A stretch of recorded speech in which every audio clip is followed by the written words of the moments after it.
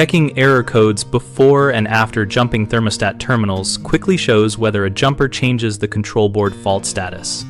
Read and record the exact error codes from the control board or furnace display before you touch anything so you have an objective baseline to compare.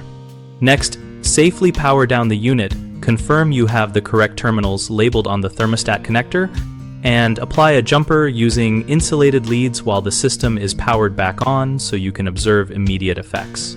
If the error clears when the jumper is applied, the issue most likely lies in the thermostat circuit, the wiring between thermostat and control board, or the thermostat itself. So next steps include checking wire continuity and replacing the thermostat if continuity is fine. If the error remains with the jumper in place, the control board, sensors, or other system components should be the focus.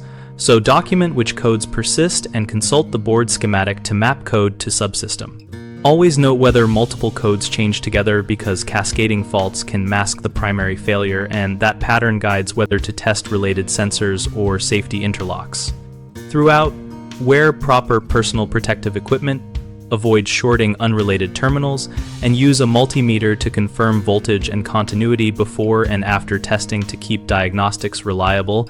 A common mistake is skipping the initial code read, so you cannot tell if the jumper changed anything. So always write down the code and timestamp it. Another is using an improper jumper or careless technique that creates a short to ground and causes new faults. So use insulated jumpers and confirm terminal identity first. Finally, people often assume a cleared code means the problem is fixed when it only masked an intermittent wiring fault, so follow up by load testing the thermostat circuit and monitoring the system over several cycles. We run bighomeprojects.com to help homeowners find local contractors and to help contractors find work by connecting them with potential clients. We also host a discussion community where members and professionals exchange diagnostics tips, post photos, and troubleshoot issues together.